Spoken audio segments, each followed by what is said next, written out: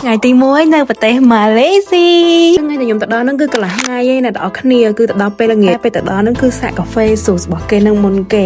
តែរសជាតិមិនអីអូខេតែបើសម្រាប់ខ្ញុំខ្ញុំយកកាហ្វេនៅខ្មែរជាងតមកយើងក៏ចេញដំណើរទៅអូតែលដែលខ្ញុំគេហ្នឹងគឺស្អាតណាស់ដល់គ្នាគាត់ថានៅនឹងមនុស្សច្រើនតិចដោយសារតែកន្លែងគេនៅក្នុងក្រុងហើយបន្ទាប់ពីហ្នឹងយើងក៏រៀបចំផ្លាកអាហើយយើងទៅញ៉ាំអីពេលល្ងាចអូយមួយថ្ងៃពី5ដល់គ្នាខ្ញុំទៅហ្នឹងគឺខ្ញុំទៅបែបលក្ខណៈ working trip ចឹង mostly អីដែលខ្ញុំធ្វើហ្នឹងគឺពាក់ព័ន្ធជាមួយនឹងការងារមាន project ថ្មីមួយដែល exciting ហើយ excitement មែនតើធានាថាអ្នកនរគ្នាតាមដានពួកខ្ញុំទៅគឺអត់ស្ដាយក្រៅអត់ខកបំណងទេសម្រាប់ងាកហ្នឹងគឺយើងទៅញ៉ាំម្ហូបជប៉ុនដែលមានឈ្មោះថា Kyumo ហើយទៅដល់ហ្នឹងគេមាន mono ជាច្រើនហើយចាស់ឲ្យពេលហ្នឹងពួកខ្ញុំបានញ៉ាំសាច់អាំងរបស់គេចឹងប៉ុន្តែការដែលញ៉ាំអាហារពេលល្ងាចរបស់យើងក៏ពាក់ព័ន្ធជាមួយនឹងការនិយាយជួបជុំគ្នាពាក់ព័ន្ធជាមួយនឹង project ថ្មីដែលខ្ញុំបាន mention ហ្នឹងបើអ្នកដែលគាត់តាមដាននៅក្នុងវិស័យ fashion គាត់នឹងស្គាល់ហើយថាបងស្រីម្នាក់ហ្នឹងគាត់គឺជាណាគេនោះគឺ Christy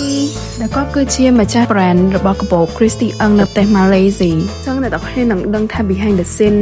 មុនពេលដែលមេរបស់ខ្ញុំគាត់យកកាបូបហ្នឹងមកមានរឿងអីគេខ្លះអ្នកនរគ្នាកុំភ្លេចតាមដានទាំងអស់គ្នាអាចនិយាយថាដំណើរមួយនេះវាមិនមែនដំណើរដែលងាយស្រួលទេតែក៏មានរឿងជាច្រើនដែលបានកើតឡើងហើយត្រូវដោះស្រាយពីមួយវគ្គទៅមួយវគ្គដូចគ្នាដែរ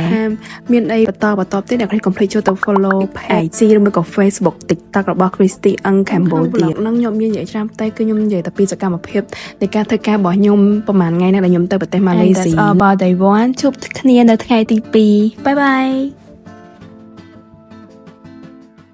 ថ្ងៃទី2នៅប្រទេសម៉ាឡេស៊ីសួស្តីអ្នកនរគ្នាថ្ងៃហ្នឹងខ្ញុំមានជាការបើកភ្នែកមកគឺខ្ញុំធ្វើការយកតែម្ដងចាយើងទៅហ្នឹងគឺមិនមែនទៅដើរលេងទេអ្នកនរគ្នាគឺខ្ញុំទៅបែបលក្ខណៈការងារដូចអ្នកនរគ្នាបានមើលប្លង់របស់ខ្ញុំ Day 1 ហើយដឹងថាយើងមកធ្វើអីហើយត្រូវអត់ជាដំបូងព្រឹកឡើងមុនពេលដែលយើងដល់ពេលប្រជុំគឺយើងទៅញ៉ាំកាហ្វេសិនសំខាន់កន្លែងគេតំណងអ្នកនរគ្នាមានឈ្មោះថា Grocery Yes the coffee is good they have a lot of pastry so different thing តំណងអ្នកគ្នាប៉ុន្តែខ្ញុំមិនដឹងដែរបើសម្រាប់ខ្ញុំហ្មងខ្ញុំអត់សូវចូលចិត្តញ៉ាំផ្អែមពេលខ្ញុំញ៉ាំទៅខ្ញុំមានអារម្មណ៍ថាឆាប់តលាន់អញ្ចឹងណាសម្រាប់ហ្នឹងគឺយើងធ្វើការបញ្ចប់ការងាររបស់យើងមុនពេលដែលយើងជួបជាមួយនឹងខាងម៉ាឡេស៊ីពីហ្នឹងទៀតយើងក៏ទៅញ៉ាំបាយថ្ងៃយើងញ៉ាំបាយដែលបាយមន់ដែលល្បីនៅម៉ាឡេស៊ីរបស់គេហ្នឹងណាអ្នកនរគ្នា Yes ឆ្ងាញ់តែម្ហូបនៅហ្នឹងគឺស្រួលញ៉ាំអត់សូវខុសពីយើងមែនទេអញ្ចឹងថ្ងៃហ្នឹងគឺជាលើកទី1ហើយដែលខ្ញុំបានទៅដល់ office របស់ខាង Christy អញ្ចឹងណាអ្នកនរគ្នាអញ្ចឹងថ្ងៃហ្នឹងដែរគឺយើងមានការប្រជុំជាច្រើនដែលមានរឿងច្រើនដែលយើងត្រូវ confirm គ្នាឲ្យថា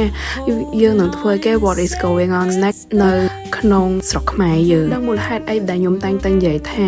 អ្នកនរគ្នាកុំភ្លេចជួយ support ជួយមើលជួយតាមដានអីចឹងណាព្រោះអីមេរបស់ខ្ញុំគាត់ទៅតែ post episode ដែលនិយាយពីដំណើររបស់គាត់នៅក្នុងការនាំយក brand Christy មកប្រទេសកម្ពុជាយើងចង់មកអ្នកនរគ្នាចង់ដឹងថា behind the scene what is going on អ្នកនរគ្នាអាចចូលទៅ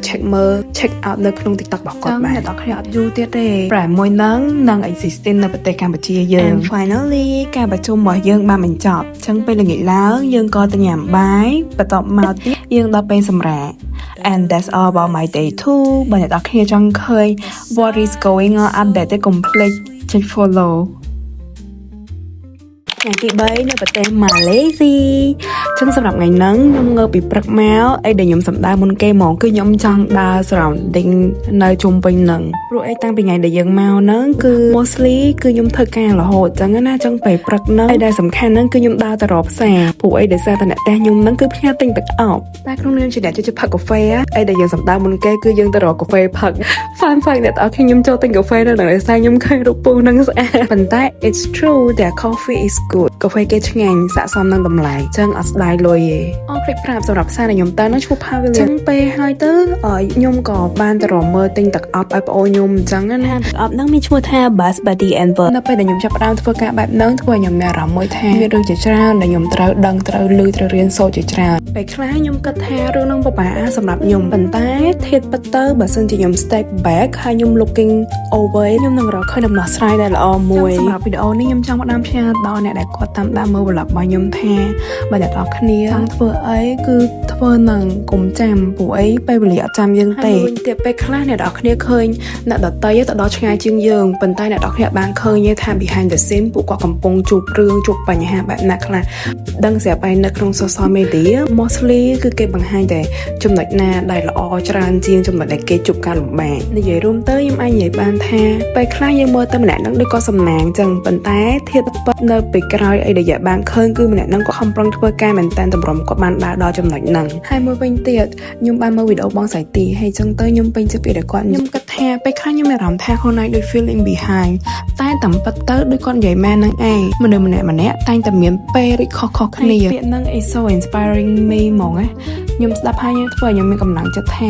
ខ្ញុំគួរតែ keep going គួរតែធ្វើអីស្រឡាញ់អីដែលខ្ញុំចង់ធ្វើហ្នឹងតទៅទៀតទោះបីជាពេលឥឡូវហ្នឹងវាអត់មានផលមានផ្លែផ្កាតែខ្ញុំមើលឃើញថាពី3ឆ្នាំទៅមុខទៀតខ្ញុំអាចទៅដល់ណាទៅក្នុង vlog មួយនេះខ្ញុំអាចនឹងនិយាយពីអារម្មណ៍ខ្លួនឯងច្រើនព្រោះអី mostly នៅពេលដែលខ្ញុំចេញ vlog ម្ដងខ្ញុំអត់ដែរសូវហ៊ាននិយាយ sharing ពីការកើតគំនិតអីផ្សេងៗដែលនៅក្នុងខួរក្បាលមួយក៏នៅក្នុងចិត្តខ្ញុំមែនដោយសារតែខ្ញុំគិតថាខ្ញុំខ្លាចពេលដែលខ្ញុំនិយាយទៅគេនឹងវាយតម្លៃផ្សេងៗមិនថាឡើយខ្ញុំគិតថាអ្វីដែលខ្ញុំគិតថាល្អខ្ញុំនឹងព្យាយាមចែករំលែកឲ្យបានច្រើនតែខ្ញុំអាចធ្វើបាន and that's all about my day 3 see you in the next video bye bye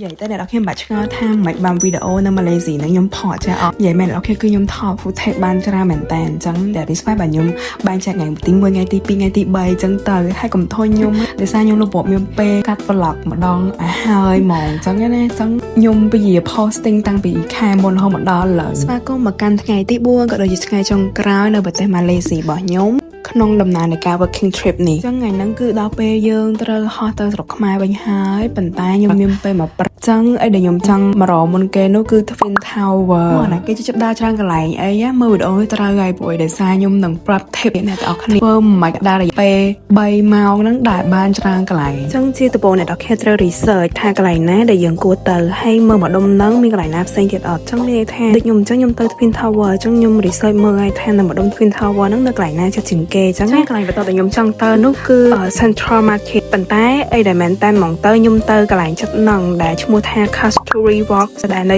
Central Market ហ្នឹងគោលបំណងរបស់ខ្ញុំគឺខ្ញុំទៅទិញ souvenir ខ្លះដើម្បីផ្ញើអ្នក office របស់ខ្ញុំហ្នឹងឯងអូយនៅហ្នឹងមានលក់របស់ខ្ជុលច្រើនណាស់ដល់អ្នកជិះជិបដូចខ្ញុំអីគឺខ្វះក៏ហ្មងប៉ុន្តែទៅបារម្ភអញ្ចឹងបន្ទាប់មកទៀតខ្ញុំទៅកន្លែងដែលនៅជិតហ្នឹងនៅហ្នឹងគេស្ពូគំនូដែលគូនៅលើតាមជាអ្នកគ្នាស្អាតមែនតើហើយពេលឃើញអញ្ចឹងធ្វើឲ្យយើងជា tourist អញ្ចឹងចាប់អារម្មណ៍ចង់ថតរូបអីអញ្ចឹងទៅពេលខ្លះពាក់ព័ន្ធជាមួយនឹង culture របស់គេអញ្ចឹងណាក៏មកដល់កន្លែងបន្ទាប់ដែលមានឈ្មោះថា Pasar Lilam Thai មើលពីក្រៅទៅ vibe របស់គេដូចបែបចិនអញ្ចឹងហើយអ្នកនរគ្នាអូភ្លេចប្រាប់ខ្ញុំដែរកាត់តាមហ្នឹងមានពហិចិនមួយអញ្ចឹងនៅ Pasar Lilam Thai ហ្នឹងគឺនៅជិតហ្នឹងចូលទៅនៅហ្នឹងគឺ vibe គេបែបចិនហ្មងនិយាយថាគម្រោងដែលត្រូវងប់មកតាំងពីម៉ោង7 8ហ្នឹងត្រូវបានរលាយដោយសារតែខ្ញុំក្រោកយឺតអញ្ចឹងហើយបាទខ្ញុំមានជាលក្ខណៈដើរបែប salon អញ្ចឹងណាអញ្ចឹងអ្នកនរគ្នាកុំយកគម្រោងតាមខ្ញុំមកថាចង់បានឲ្យដាក់ម៉ងរោអីហើយងើបឲ្យតន់ពេលទៅអញ្ចឹងខ្ញុំមកមើលកន្លែងដែលខ្ញុំទៅនឹងវិញនៅម្ដុំហ្នឹង mostly ខ្ញុំឃើញមានហាងកាហ្វេមានលក់អីញ៉ាំកន្លែងដែលខ្ញុំចូលទៅបងគេហ្នឹងគឺហាងកាហ្វេរបស់គេហ្នឹងឯងអ្នកនរគ្នាឲ្យខ្ញុំបានទៅសាកជាមួយនឹង The Tea Coffee របស់គេហ្នឹងនិយាយទៅកន្លែងរបស់គេហ្នឹងមើលពីក្រៅទៅស្អាតហើយសំខាន់បើឡើងទៅអង្គុយនៅលើហ្នឹងមើលឃើញ view អាចថតរូបបានស្អាតទៀតអ្នកនរគ្នាដូចខ្ញុំទៅម្នាក់ឯងអញ្ចឹងគឺខ្ញុំយកតែថត instrument តែបើមានអ្នកថតឲ្យទេគឺខ្ញុំអាចថតខ្លួនឯងបានដែរហើយបន្ទាប់ចេញពីកាហ្វេហ្នឹងហើយគឺខ្ញុំទៅសាកឈីឡាតូនៅចិត្តហ្នឹងអូយអ្នកលក់នៅនឹងខ្ជូតតែខ្ញុំមិនដឹងថា marketing គេមើលក៏មិនប៉ុន្តែមុនពេលខ្ញុំទិញហ្នឹងគឺគាត់ឲ្យខ្ញុំសាកក្រែមរបស់គេហ្នឹងសិនអញ្ចឹងញ៉ាំទៅរសជាតិឆ្ងាញ់អ្នកនរគ្នាប៉ុន្តែគ្រាន់ថាខ្ញុំទិញញ៉ាំហើយខ្ញុំញ៉ាំអត់អស់ដោយសារវាច្រើនពេកតទៅពីហ្នឹងទៀតខ្ញុំក៏ចេញមកក្រៅថតរូប surrounding អីតិចតួចហើយខ្ញុំក៏ដើរទៅមកកន្លែងទៀតតាមផ្លូវខ្ញុំក៏បានដើរកាត់ពហិសាសនាព្រាហ្មណ៍ហិណ្ឌូរបស់គេហ្នឹងណាអ្នកនរគ្នាមើលពីក្រៅទៅឡើងគួរឲ្យចាប់អារម្មណ៍ហើយឡើងស្អាតប៉ុន្តែដោយសារខ្ញុំមានពេលវេលាតិចខ្ញុំក៏បានចូលក្នុងលេខហេតុដែរខ្ញុំក៏បចោតនាទៅមុខទៀតដើរឃើញមានកន្លែងលក់ souvenir មួយនៅម្ដុំ Jalan Petaling របស់គេហ្នឹងអូយអ្នកនរគ្នាខ្ញុំអត់សូវចេះនិយាយភាសាម៉ាឡេស៊ីហ្នឹងទេចុះមក pronunciation របស់ខ្ញុំរៀងខអីកុំប្រកាន់ fear unlock មួយទេអ្នកនរគ្នាពេលហ្នឹងគឺខ្ញុំ decide ថាខ្ញុំ asking stranger គាត់ជួយថតវីដេអូឲ្យតែអ្នកនរគ្នា not bad និយាយទៅគេអត់ស្គាល់យើងយកស្គាល់គេប៉ុន្តែនៅពេលដែលយើងព្យាយាម make conversation មុនអញ្ចឹងទៅធ្វើឲ្យខ្ញុំមានអារម្មណ៍ថាខ្ញុំសប្បាយចិត្តមែនតើដូច breaking the ice អញ្ចឹងនិយាយទៅនៅម្ដុំហ្នឹងមានកន្លែងដើរច្រើនមកអ្នកនរគ្នាមានពេលអញ្ចឹងអាចដើរ explore មើលបានអញ្ចឹងណាអញ្ចឹងខ្ញុំបន្តមកទៀតខ្ញុំក៏ដល់ពេលដែលខ្ញុំត្រូវត្រឡប់ទៅកូតែវិញដើម្បី check out នឹងទៅញ៉ាំបាយថ្ងៃនៅ Nasi Lemak ទៅញ៉ាំបាយរបស់ឥណ្ឌូនេស៊ីរបស់គេទៀតហ្នឹងណាអ្នកនរគ្នាមកទៀតយើងក៏ទៅសាកល្បងញ៉ាំបាយឆាកន្លែងដែលគេល្បីហ្នឹងឈ្មោះថា Nico Neko មនុស្សច្រើនអ្នកនរគ្នាហើយបាយរបស់គេនៅនឹងចេញមកបែប cozy បែបអីចឹងហ្មងណា Now it's time ត្រឡប់មកផ្ទះវិញ and that's all about my vlog at Malaysia bye bye see you in the next one